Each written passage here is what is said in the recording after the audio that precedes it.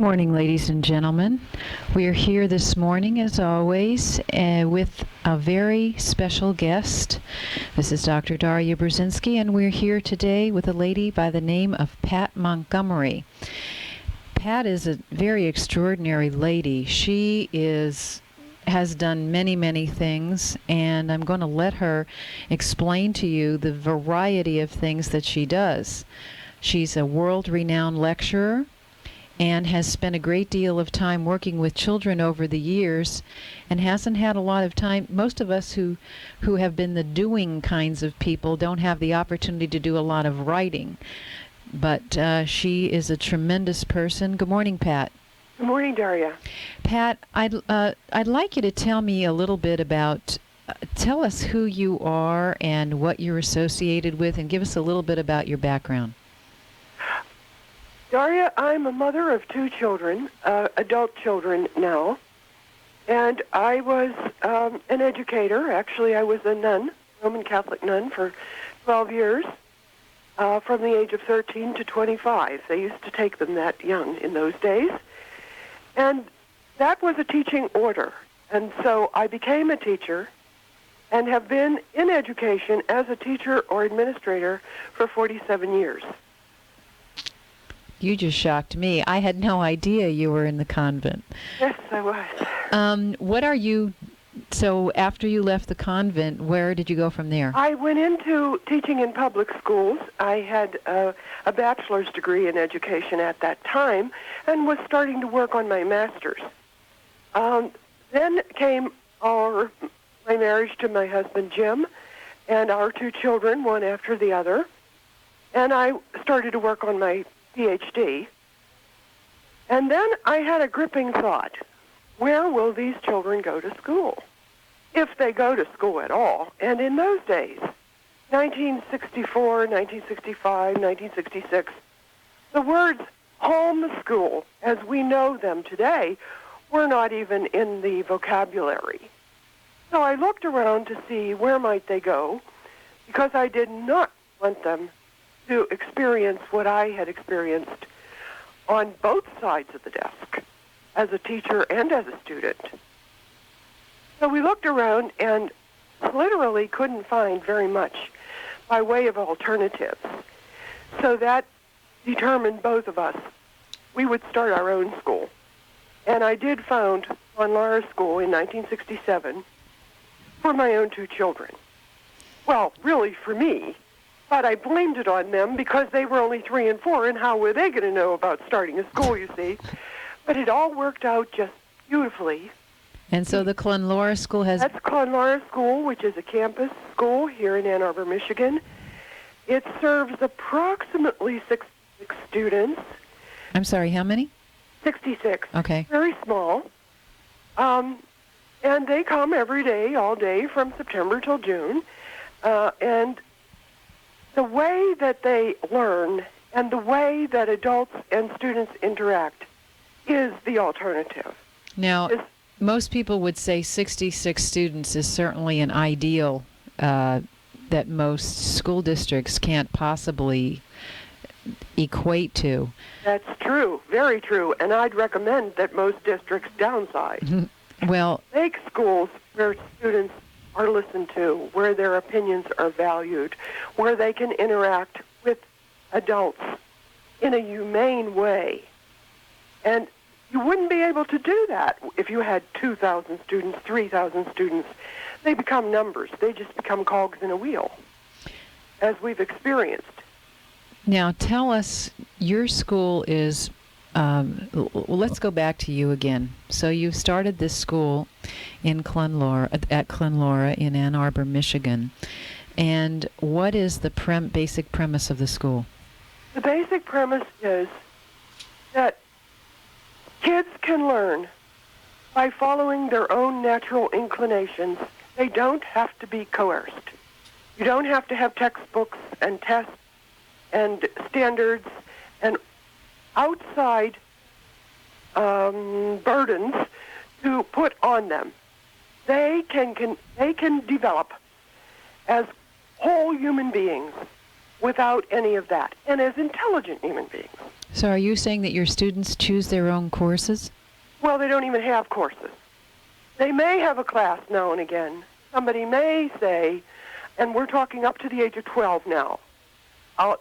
Beyond the age of 12 is a little bit different, and those students at our school operate a little differently. But up until the age of 12, I'm going to say it the way Paul Goodman says it in Compulsory Miseducation.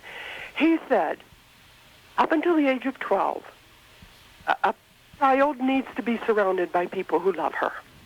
Period. Amen. No formal schooling, no lessons, no classes, surrounded by people who love her. We follow that.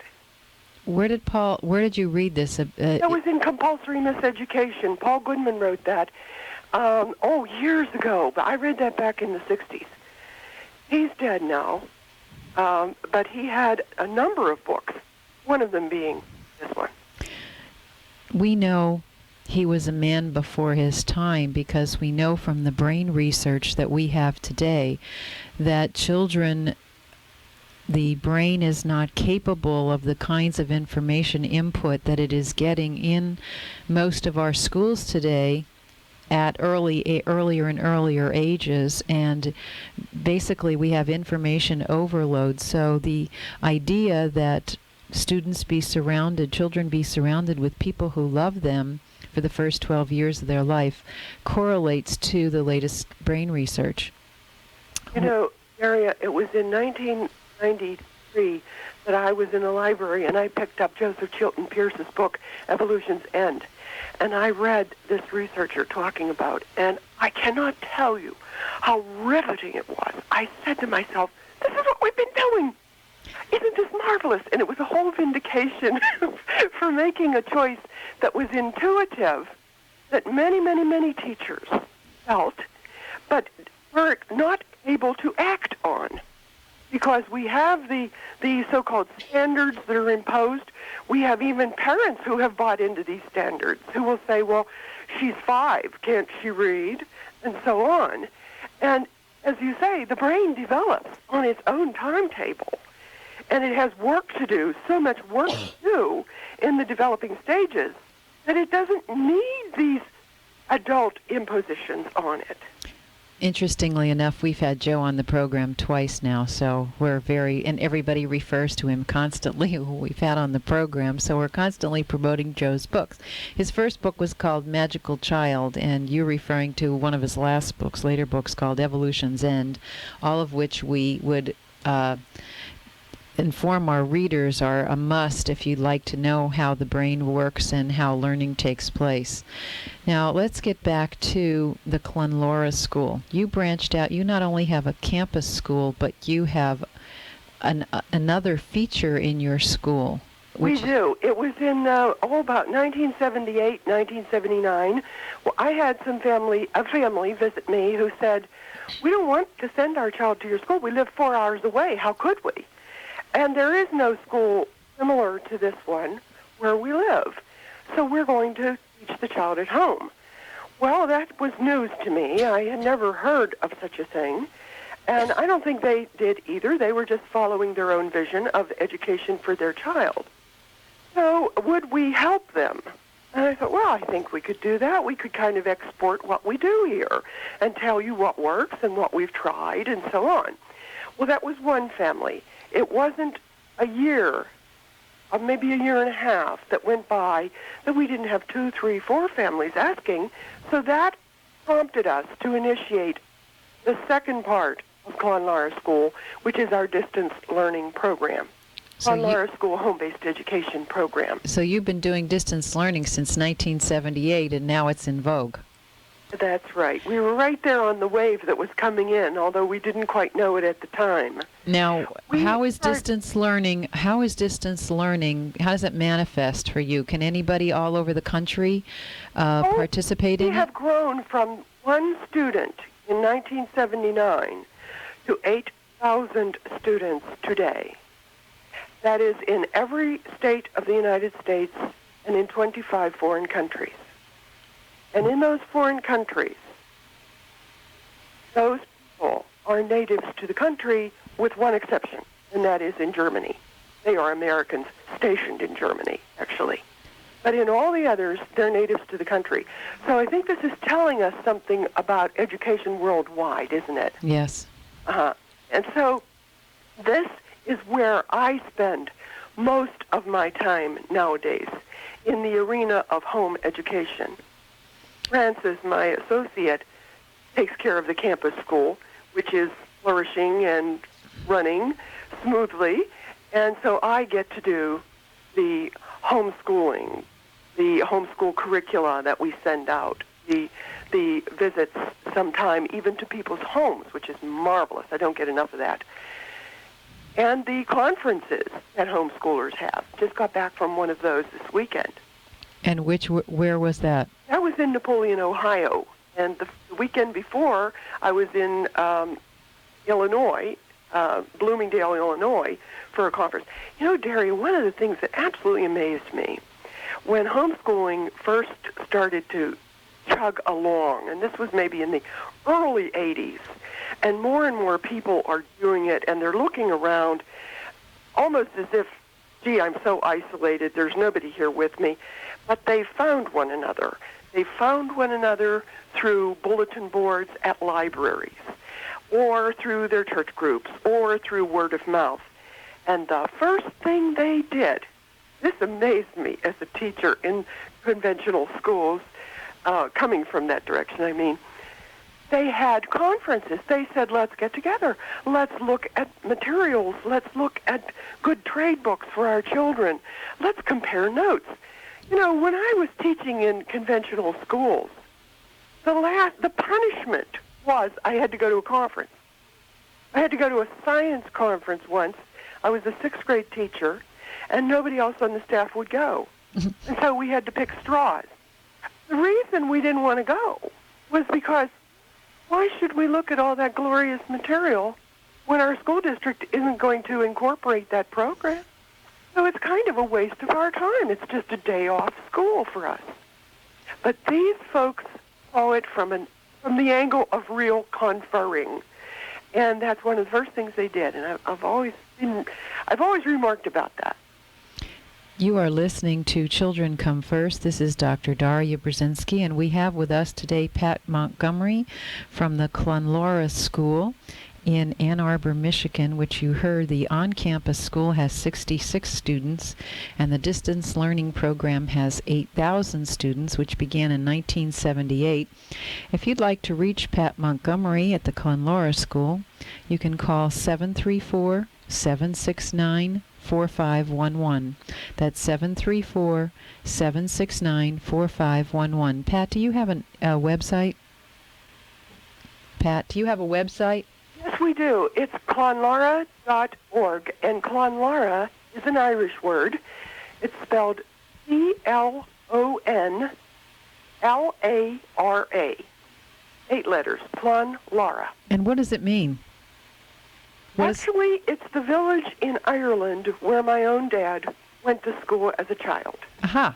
Yes, and it has a meaning. They called it Clonlora because it's on the banks of the Shannon, right outside of Limerick, Ireland, and it means the meadow of the mare, the female horse. So they're on the meadows right next to the river. One can imagine horses running, and of course the foals running afterwards. And the care and the nurturing, that's what it always brings up in my mind. All right, now let's get back to the Clonlora School itself. Let's focus a little bit on the distance learning, since you have so many students and you've been operating it for so long. What kind of is there a set Pat curriculum for students? You don't have a curriculum on your campus. Do you have one at the in the distance learning program? Well, 2 of our staff members, Judy Gellner and Olivia Loria, put together a curriculum on each level for students, young students, students in elementary age, students in middle age, what people call middle school, and they're working on one for high school. And it is a compendium of activities that students in those age groupings have found beneficial and have engaged in, and some suggestions for others that they hadn't thought of. Now, that is given both to our campus teachers and students and parents and to the distance learners, but it's given with a caveat. This is not written in stone. As finger-licking good as some of these things are, they might not fit you, and you're the best one to determine what will fit our family, what will fit my students' needs. And there is where our strong suit comes. We're able to help people determine that. We're able to help parents become researchers, if you will, of their own students. And that's probably more important as an activity that I do than writing a curriculum is. Now, the people who are listening to us are going to ask, does the student who goes to your school receive a degree? Oh, absolutely. Absolutely. When this student is at a place where he or she is able to take on the adult world in a comfortable way, in a way that means she's going to be out there with other students vying to get into the University of Michigan, for example, or Harvard, or Kent State, or Nazareth College, whatever. When that time arrives, and it's a kind of a step-by-step after the age of 12 for high schoolers, then they put in for graduation, and there again is a step-by-step that you go through to show that you have completed this and this and this. For example, we require 300 hours of service in the community or in the home with the relative for which one does not get any pay, volunteer service. That's in addition to certain academic requirements. We require an exit exam. It's something we devised that kind of puts the cap on the whole education of this youngster. Daria, we've had students graduate at the age of 16, 15. So who's to say when they are ready? They determine that in close consultation with their mentors, with their teachers' parents. Pat, do you by any chance have a videotape or something of your school that people can, everyone obviously can't come out to Ann Arbor, Michigan, but is there a way that people can find out about your school and the information that you're imparting with us kind of on Probably hand? The best way they could find out is to ask for information to be sent. And that is a little, unfortunately, it's not a videotape. I'm sorry about that. But it's a booklet and some additional pages and a copy of our Learning Edge newsletter, which goes out 6 times a year, but often more, 8, once even 9 times a year. So we try to get it out more than we promised. They will receive those, and their questions may very well be answered. They will get a fuller picture than we're able to give in 1 hour. Okay. When you talked about a child getting a degree, how are you possibly testing these children on what they know when the curriculum is it personalized in such a way that it's almost impossible to test a child? It's individualized, and yet let's look at the workplace for a moment and see how this is done with adults. Let's say that somebody is going to be given a promotion on the condition that she can master this new word processing or this spreadsheet or whatever. Now, it's true that this individual might go to the community college and take a class or two. That's true. And so might our students, incidentally, who are in the home and who are at our campus school. They often go to the community college and dip in for something that they need. However, the most important thing about this person getting a promotion on the job will be when she can demonstrate right before everybody's eyes she has that spreadsheet done in a time that is consistent with mastery. That's where our students have to perform. That's what they have to show. So that, for example, we have a Walkabout program.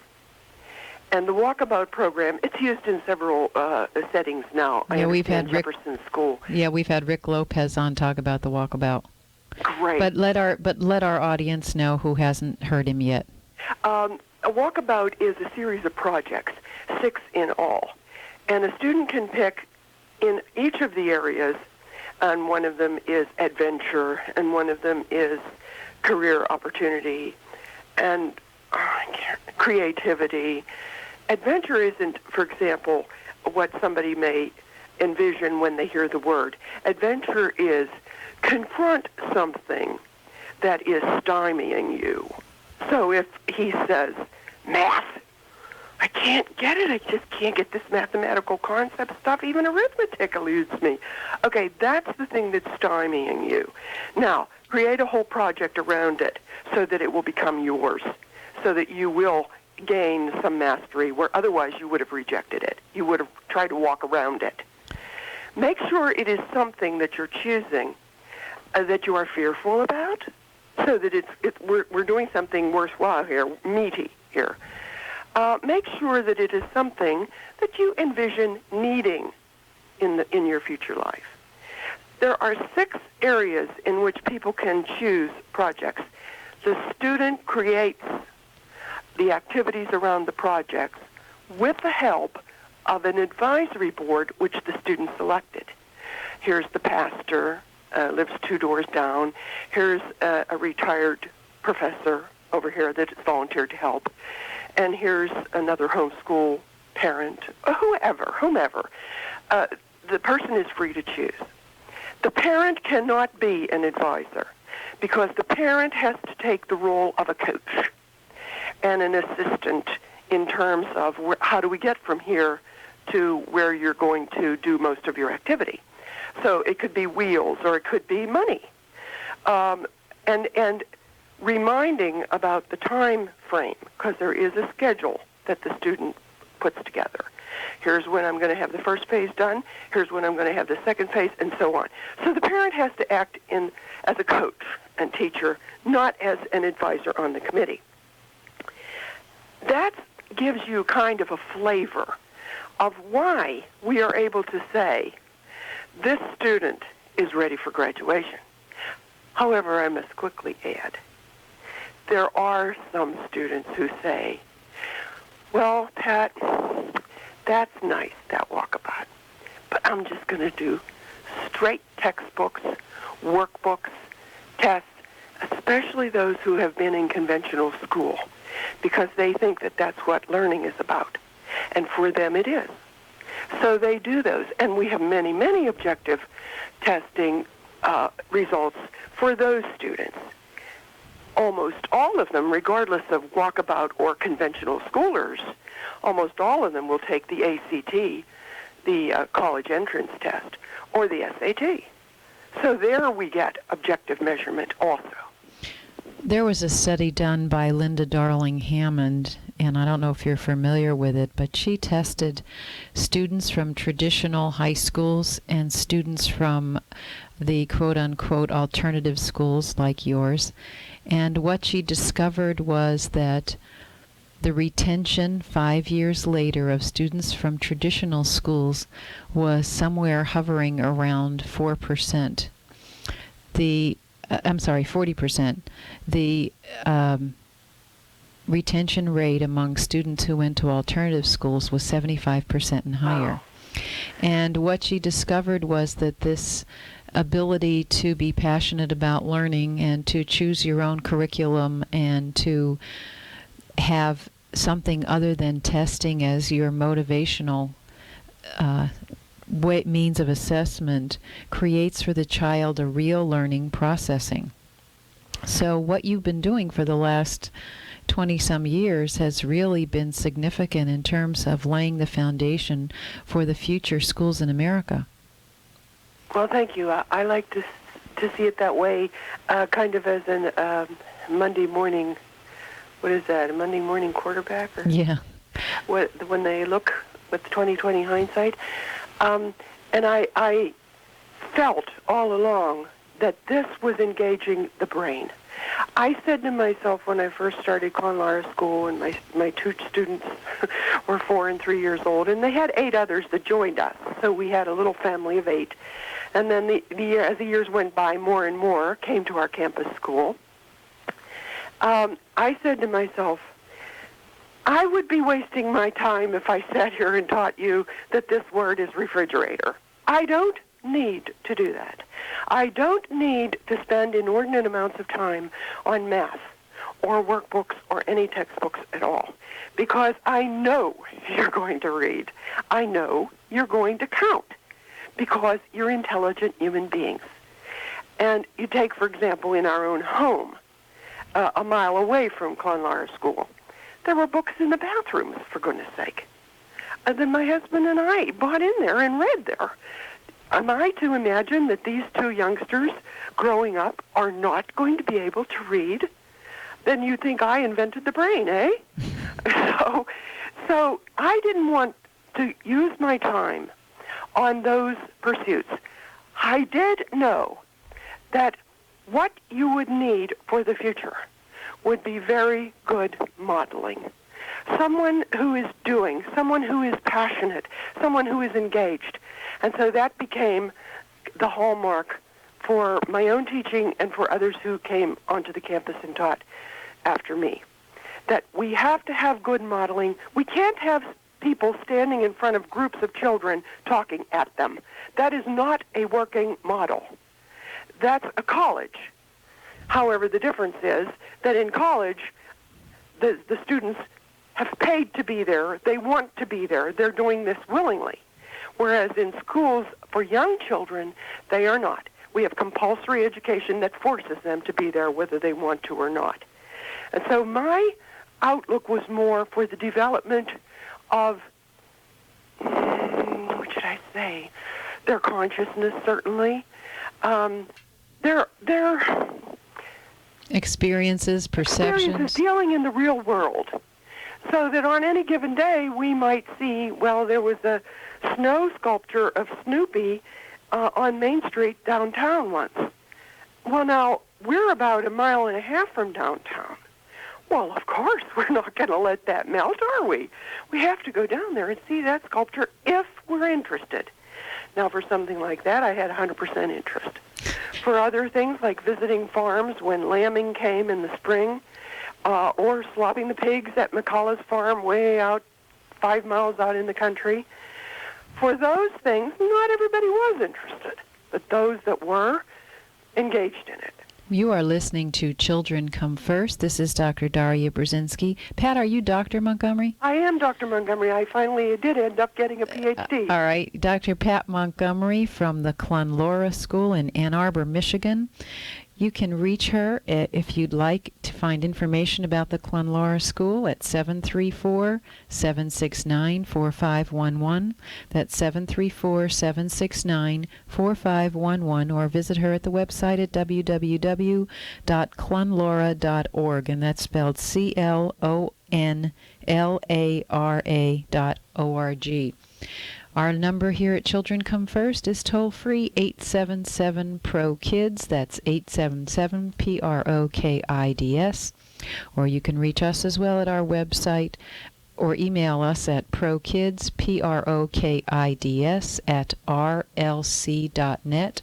That's PROKIDS at rlc.net.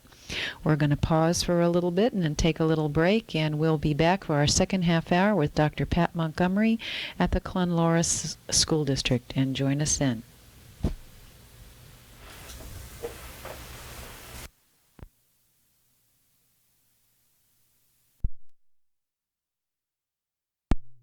But in all 50 states, it is legal to homeschool. 1 or 2 states, Tennessee, for example, has required that a parent teaching a high school student have a degree. I believe it's 4 years better than the level of the student. So if the student is a freshman, then the parents had to have first-year college. Now, in Pennsylvania, what are the requirements? Are you familiar with Pennsylvania? Yes, I am familiar with the requirements in Pennsylvania. One can homeschool without a degree. I think you have to have proof that you have a high school diploma or the equivalent thereof, like a GED.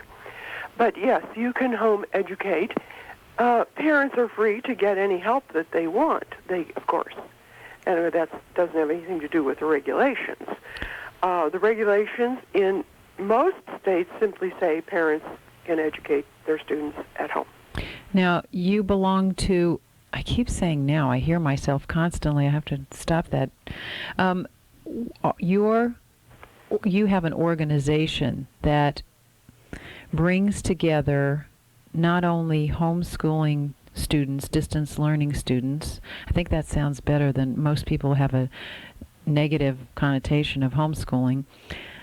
You bring together distance learning students with students who are in alternative schools and parents who are in alternative schools. What's the name of that organization? The name of that organization is the National Coalition of Alternative Community Schools, NCCS.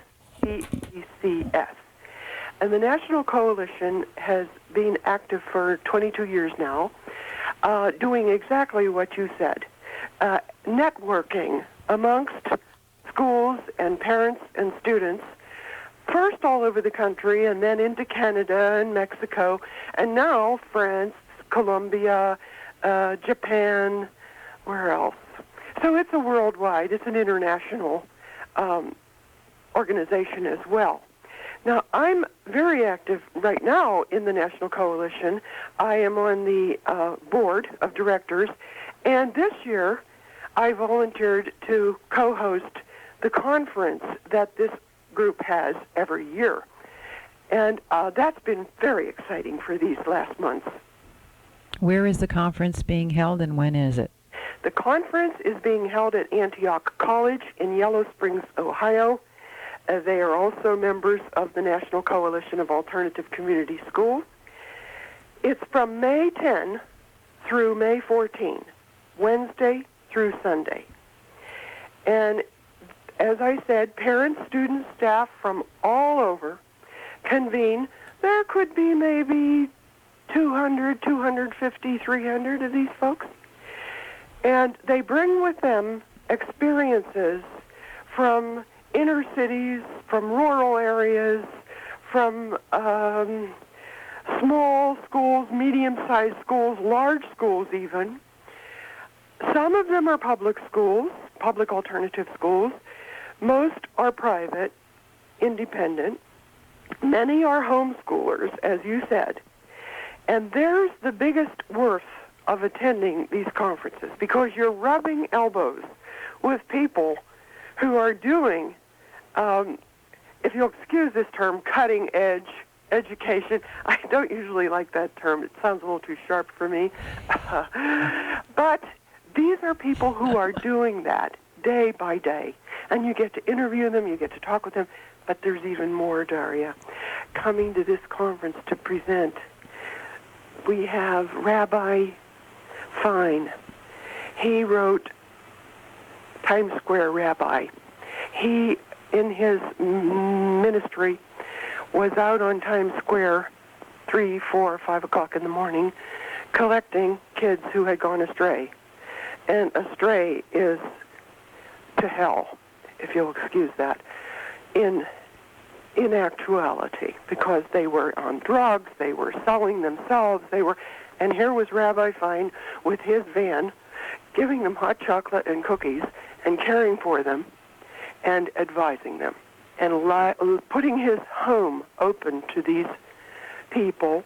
And his book, his marvelous book, is about his 8-step program that he presented to them to be able to pull themselves back to humanity and back to this playing field. Marvelous book. He's going to be there. He himself homeschooled his 2 children.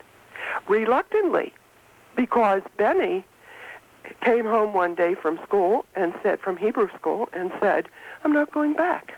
I want you to homeschool me. And Rabbi Fine says his back just went straight as a ramrod and solid because he was a teacher. And he, what? What's the matter with my family? It's crumbling. Until he came to listen to what Benny was saying and what Benny felt he needed. And his story is well, he'll be telling that at the conference. Herb Cole will be there. He wrote 36 Children back in the Bedford-Stuyvesant, New York Times. Oh, boy, was that back 60s? That was 1960s. Okay. And he's got a current book out now, too. He does. He's a wordsmith. He has book after book after book. Marvelous read. Herb will be there. Well, there are those of us that do, and there are those of us who write. Let's see now. Earl Swan Williams will be there. She's an educator from Bermuda. For 40-some years now, she has done alternative education on that island. And, when we think of Bermuda, we think of the swaying trees and beautiful colors and the ocean and the coral reef and so on. Well, here is the real life in Bermuda that Esther Merle Swan Williams will be telling us about. I have to tell you this. A Lakota Indian will be opening the conference with blessings to Mother Earth and with admonitions for all of us here in the field based on his experience as an elder in the Lakota tribe. And I'm just tickled about that. Another thing is, Alicia Rodriguez will present on one of the nights. She was imprisoned. She was a Puerto Rican prisoner. She started Pedro Albizu Campos High School in the Puerto Rican community of Chicago. And she was later imprisoned. And as you may remember, at the turn of this current year, President Clinton dismissed many of the prisoners. Alicia was one of those, and she will be presenting about her experiences as an educator. When she was in prison, she was an educator over again of women in the prison. Now, was she in prison in the United States or in... She was in prison in the United States for supporting freedom for Puerto Rico. Okay. For supporting that Puerto Rico no longer be a colony of the United States. So this is all, we are talking about all the activities that are going to be happening at the conference May 10th through May 14th correct. At the National Coalition of Alternative Schools Conference in Yellow Springs, Ohio, Antioch. If you'd like more information about that conference, you can call Pat Montgomery at the Clonlora School at 734-769-4511. That's 734-769-4511. Or you can go to her website at www.clonlora.org. And Clonlora spelled C-L-O-N-L-A-R-A. Now, the National Coalition of Alternative Schools has public schools and private schools, and we talked about this as well as homeschooling people involved. What is the basic philosophical premise that, since it's public schools, private schools, and homeschoolers, how do you all come together in under one philosophical similarity?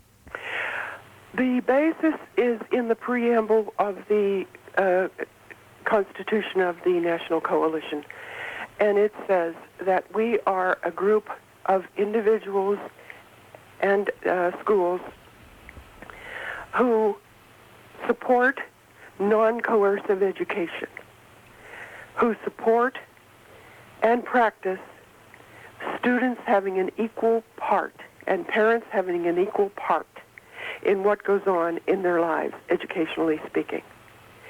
We support social change.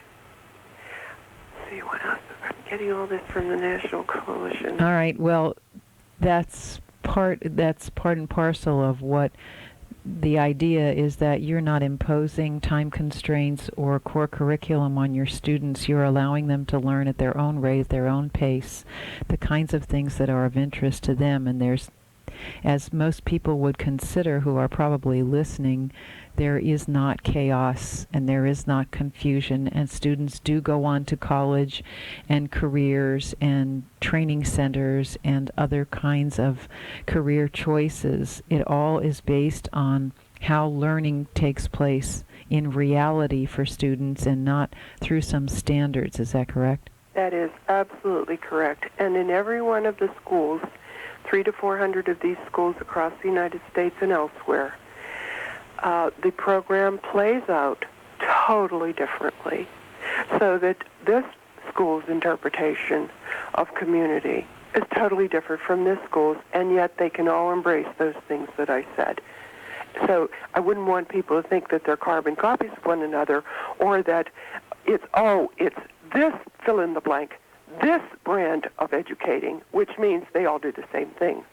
They do not. They are tailored to the needs of whom they serve.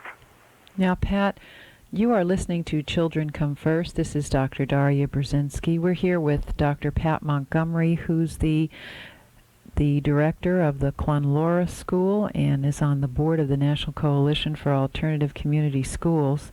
She's in Ann Arbor, Michigan. That's where we're calling from now. If you'd like to reach her, you can call her at 734, or the Clonlora School, 769-4511. That's 734-769-4511. Pat, where do you think there is so much discussion going on? By the way, we are a toll-free number as well at 877-PRO-KIDS. That's 877-PROKIDS. And I'm sitting here musing. Every time I say Pro-KIDS, I have a license plate. I have a personalized license plate, and it just came in, and it says, instead of Pro-KIDS, it said Pork IDs. And I'm just... Every time I say Pro-KIDS today, I'm almost at the brink of laughter, so I just thought I would share that with you, and I just couldn't help my laughter today. Pork IDs instead of Pro-KIDS. But anyway, I don't know what the DMV thought when they were reading this, but the application was correct. It just got... Daria, is this from Pennsylvania? No, where Virginia. You in the penitentiary? No, Virginia. Oh, sorry.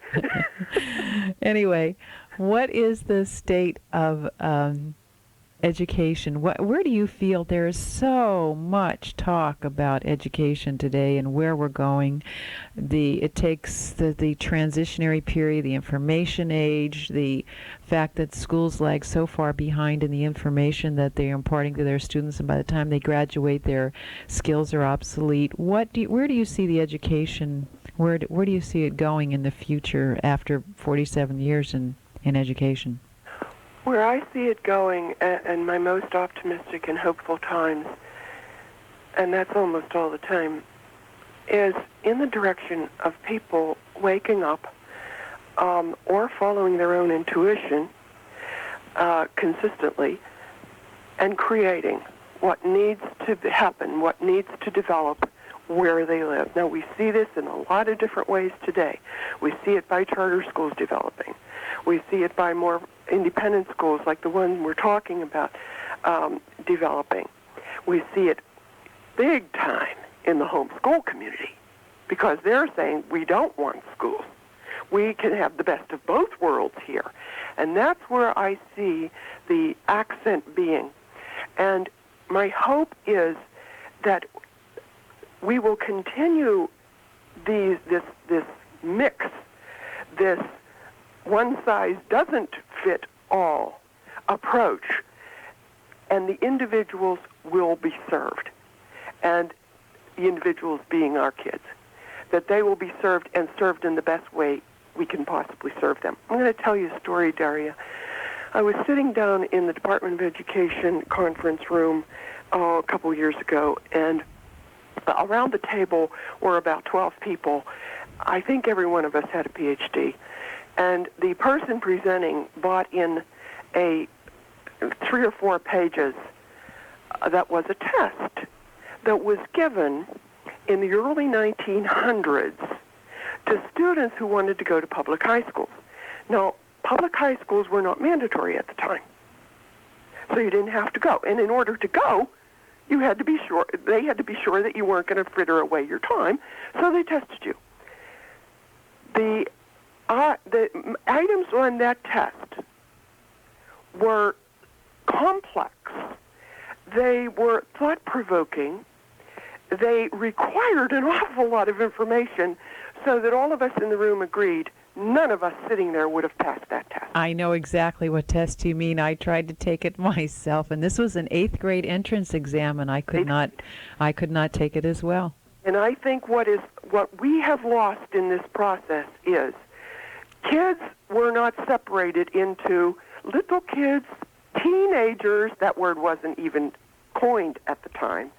They were part and parcel of whatever was going on in their lives. They heard it. Maybe they heard it and then didn't get to feedback much, but they heard it. And on the way, their little brains were doing all this perking along that we were talking about earlier in the show. And consequently, they had amassed bundles of information that they could now give forth and show that they were functioning human beings and they were academically okay. That's the kind of thing that getting kids back into the real world, stop this calling them teenagers, for heaven's sake, as if that's a disease, B, a terminal point. Let them live and function with adults in the world. They are certainly capable of doing it. They could certainly give us lessons, big time, on altruism, on democracy, interest in what's around us in the world, Mother Earth, and so on. So let them free is my hope. And more and more and more that will be happening in education into this century. That's what I've seen it now, and I know the seeds are here. They've been flourishing in these small National Coalition community schools, and the world is taking them on. So it's becoming a more, shall I say, popular, a more normal, those words that alternative school folks have to face all the time and duck. So it will be part and parcel of what education is about. The problem with the word alternative is that most people associate it with at-risk schools, and we're not talking about at-risk students here, those that are the children that nobody can do anything with, but or well, they didn't quote get unquote, that way on their own. Yeah, a quote unquote, I was about to say. Exactly. And we all know that they thrive in our schools at the National Coalition of Alternative Community Schools. We know that we've had experience in all of the schools that, you know, those children can be turned around with enough loving care and the kinds of space that is given them in alternative schools that they don't get in the classroom, and that, you know, no matter what their background is, or no matter, you know, people tend to, scientists and the Department of Education in Washington and at all the state levels tend to try and put people in boxes, and especially children.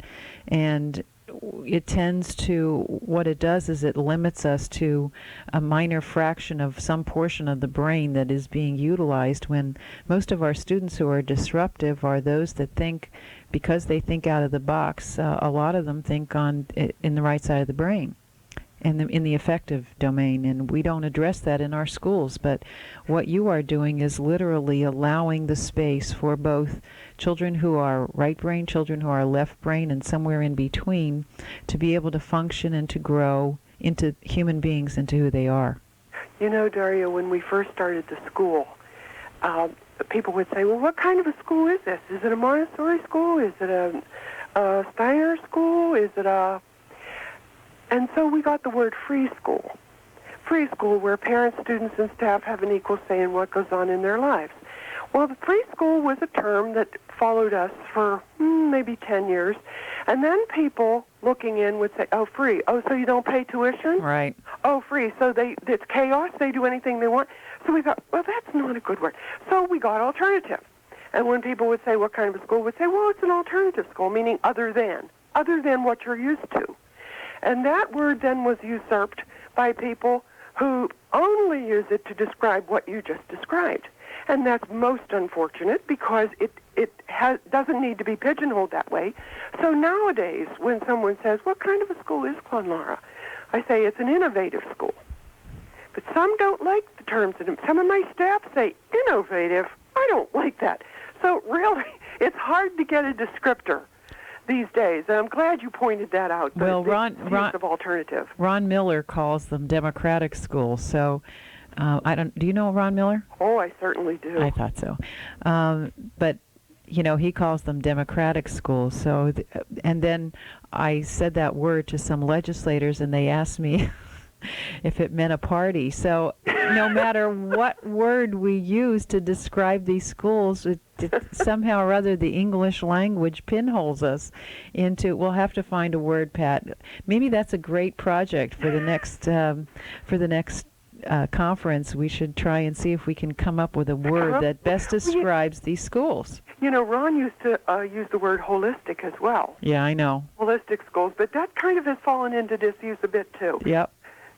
So we need to come up with a new word for these schools. I bet my guess is if we sit and ask the students one night as we sit around the campfire, perhaps we'll be able to come up with a new term that best describes these schools.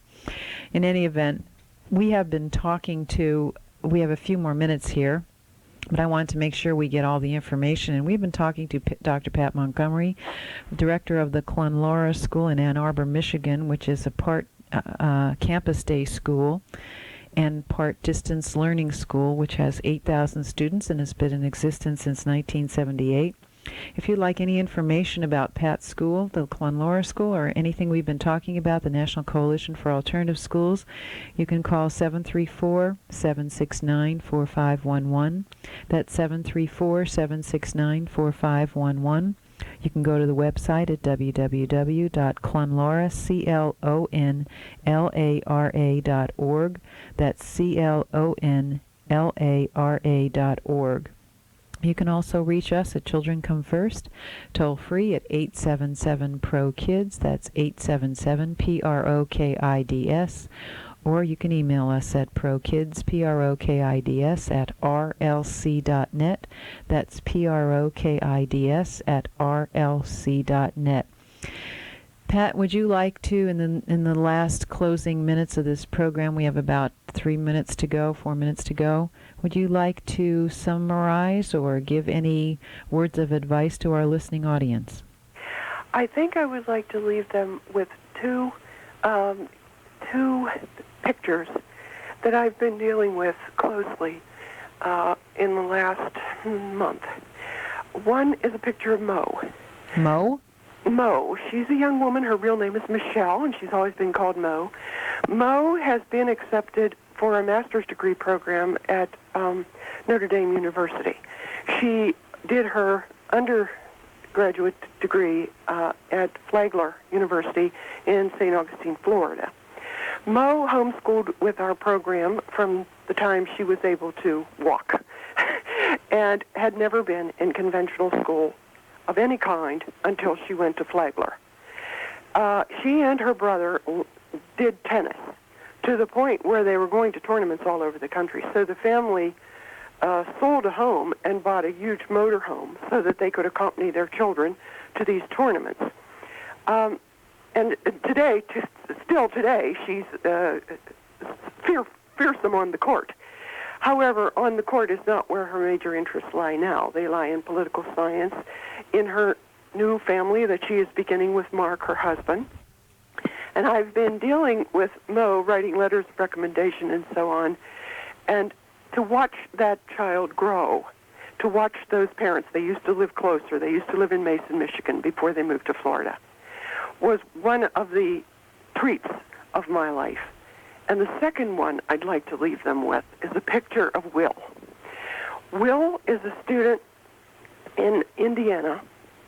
Has been in our program also for quite some time. Had been in conventional schools, I think, until he was about 8 years of age. He was diagnosed with a learning disability, quote, end quote. There was definitely something that impeded his academic pursuits. He definitely had needs in a school environment. And he has needs in a home environment, too. There are certain things he cannot and will not ever be able to do. But he is a people person. He loves being with people, talking to people, and he has graduated from our program.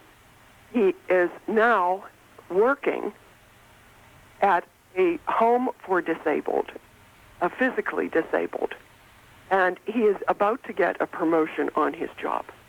Of course, he cannot be a totally independent learner. he himself is in independent living milieu, not far from where his parents still live. But these two, with whom I have been working for the last month or so, I feel are beacons. What can happen when we concentrate on what people can do, on what they love to do, on what they're capable of doing, and support them in that, and make sure that they get where they need to go and make a difference in life.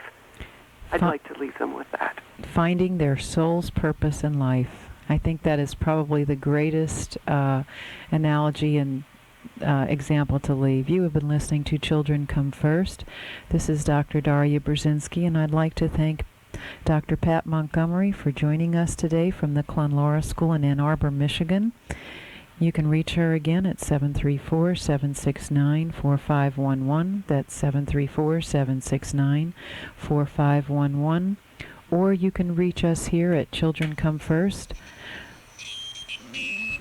We're here every week. You can reach us at area code toll-free 877-PRO-KIDS. That's 877-PROKIDS. Or you can email us at PROKIDS, that's PROKIDS, at rlc.net. That's PROKIDS at rlc.net. And again, we'd like to thank Dr. Pat Montgomery for being with us, and join us again next week for Children Come First.